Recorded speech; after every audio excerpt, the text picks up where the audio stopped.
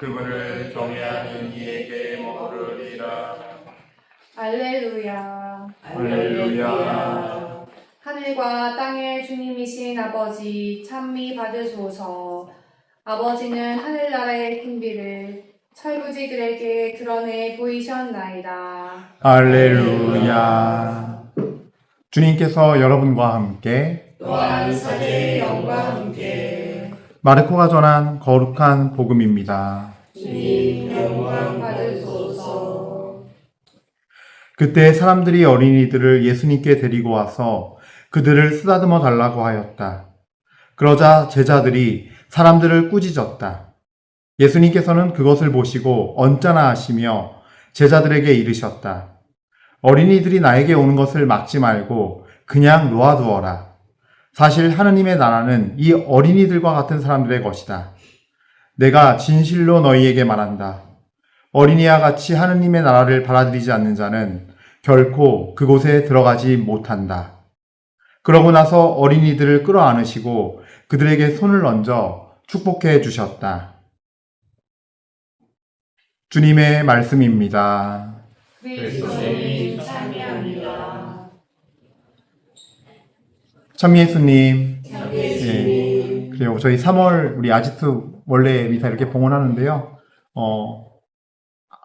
예전에 한 번 오시지 않았어요? 형제님? 저요? 네, 미사 한 번 왔죠. 그쵸? 되게 오랜만에 한번 오시는 거고, 또 처음 오신 분도 계시고, 네, 또 이제 이렇게 미사를 함께 하게 되었습니다. 오늘 또 어떤 말씀을 주님께서 주실까 했는데, 오늘 참 이 어린이라는 딱 정말 중요한 주제를 우리에게 주셨어요. 어린이. 네. 사실, 우리 교회에서도 이제 프란치스코 교황님이 특히 많이 그러시는데, 어딜 가시다가도 어린이가 있으면 반드시 멈춰서 어린이를 축복해 주셨는데, 이게 참 아름다운 광경인데, 그것이 왜 정말 아름다운 것인가에 대해서 우리는 우리 주님을 바라보고 묵상해 봐야 돼요, 이거를.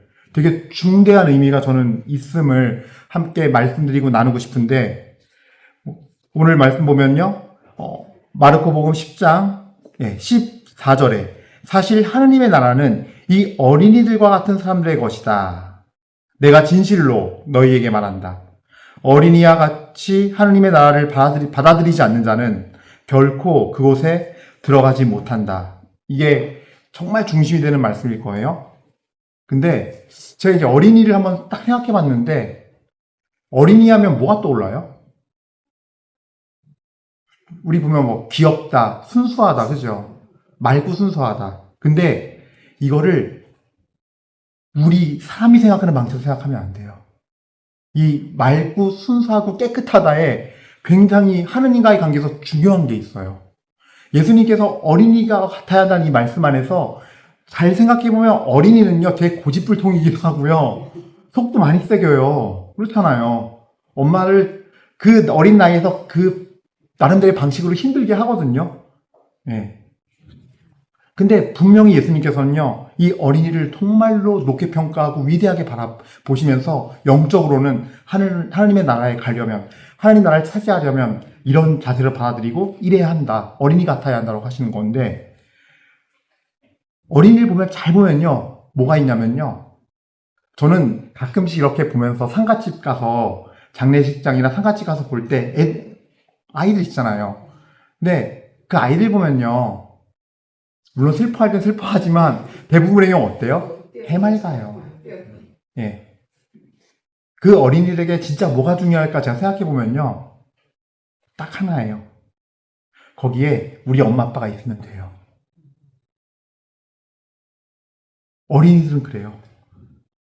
제일 인생에서 중요한 문제는 내가 지금 여기가 위험한 장소인지 좋은 장소인지는 몰라요. 그거 구분 못해요, 정확하게. 한 가지는 분명해요. 엄마 아빠가 있으면 안심해요. 제 어린 시절 기억 때도요, 차가 그렇게 막혀서 막 눈 때문에 막혀서 강원도 산길에 못 갔거든요. 다 괜찮아요. 눈 막 졸려 자다가 차에 그대로 있는 거 답답하긴 한데 괜찮아요. 왜? 엄마 아빠 있으니까. 캠핑 갈 때 엄마 아빠는 먹을 거부터 해서 짐부터 해서 그 장소가 어디인지 날씨가 어떤지 가는 길에 어디서 어느 곳에서 밥 먹어야 되는지 다 보죠. 돌아올 때 또 정리 어떻게 할지 다 구상해서 둘이 하기 너무 힘들 것 같으면 아예 그냥 글램핑 빌리죠. 글램핑장을 아예 그냥 거기서 싹 하고 싹 치우고 그냥 몸만 나오면 되게끔. 예. 그 걱정은 누가 해요?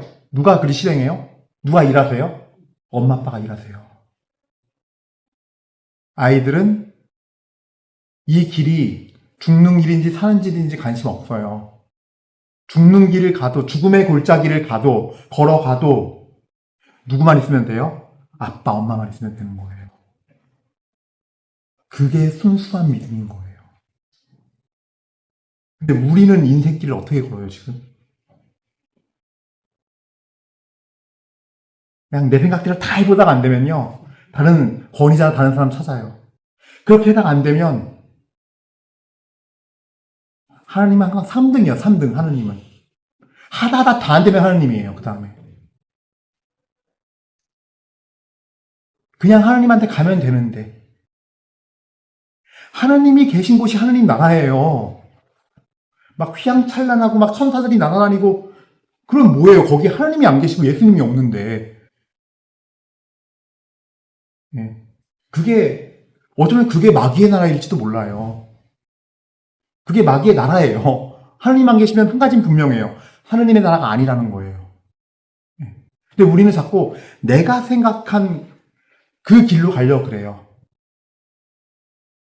예수님마저도 하나님 나라마저도 그렇게 받아들여요. 내가 생각한 길이어야 되고 내가 생각한 방식이어야 되고 내가 구상했던 길이어야 돼요. 그 일은 하나님이 하실 일이에요. 예. 그래서 창세기를 보면은 창세기에서 아브라함 불림 받을 때 잘 보세요. 내 가족들, 친족들, 네 고향 땅을 떠나라고 하는데 어디로 가라는 얘기가 없어요. 내가 보내는 곳으로 가라. 내가 너를 데려갈 그곳으로 가라 해요. 그냥. 그 여행의 일정에 대한 어떤 설명도 없어요. 뭘 준비해야 되고 며칠 걸릴 것이고. 근데 우리가 하나님 자리를 차지하고 그걸 걱정해요. 그러니까 소위 말하는 어린이가 아닌 순수하지 않은 어른의 모습이라는 거예요. 그게 어른의 믿음이라는 게 그런 거예요. 실제 이 어린이와 같은 믿음이 진짜 성숙한 믿음이고 진짜 믿음인 거고요. 네. 그러니까 저도 예전에는 막연하게만 생각했어요. 그냥 순수하면 뭐 깨끗한 마음. 근데 그 순수한 마음이 뭘 의미하는지를 모르고 살았어요. 지금까지 잘 보면은. 이게 순수한 게 아니고, 순수하지 않다는 게 이런 거구나. 그 부르시는 하나님만 있으면 되는 삶. 예수님만 계시면 되는 삶. 거기에 예수님의 뜻이 있고 예수님이 거기 계시면 내 생각엔 아닌 것 같지만 거기 계시고 그걸로 오라고 하니까 가는 거. 애를 잘 보세요. 이마트에서 내가 갖고 싶은 거 그 안주에 바닥에 들어놓고 그 난리를 쳐도요. 한 가지 명확히 알아요. 엄마가 없으면 안 된다는 사실을. 엄마가 허락하지 않으면 안 된다는 사실을 알아요. 그러니까 들어놓고 울고 다 해도 그래서 안 되면 포기하잖아요. 지쳐 쓰러져서 결국 엄마한테 오잖아요. 엄마가 간척하잖아요. 코너 싹 쏠아서 기다리고 있잖아요. 이러고 보고서. 또 결국은 이제 일어나서 막 우앵 하면서 막 엄마한테 뛰어오잖아요. 그냥 엄마 있는 쪽으로. 그럼 하나님도 안 도망가시거든요. 하나님도 이렇게 숨어있는 척 하다가 짠 나타나서 받아주시거든요. 그게 순수한 믿음인 거예요. 결국. 근데 우리는 안 그래요. 끝까지 이게 내 뜻인데 이게 하나님의 뜻으로 둔갑돼서 끝까지 하나님의 뜻이라 우긴 다음에 그게 우리들의 모습이 그게 우리들의 모습이에요. 진짜. 다 깨지고 다 드러나야 그때서야 잿더미에 앉아서 아휴 예수님 제가 잘못했어요. 어쨌든 간에 근데 그것도 중요해요. 잿더미가 돼서 그대서라도 앉아서 예수님 불러야 돼요. 근데 어쨌든 간에 어린이가 순수하다는 의미가 예전에는 그냥 너무 전 추상적으로 생각했어요. 근데 구체적인 말씀이에요. 이 말씀은요. 그래서 다윗의 시편 23장도 야훼는 나의 목자 주님께서 나의 목자시니 아실 거 없습니다.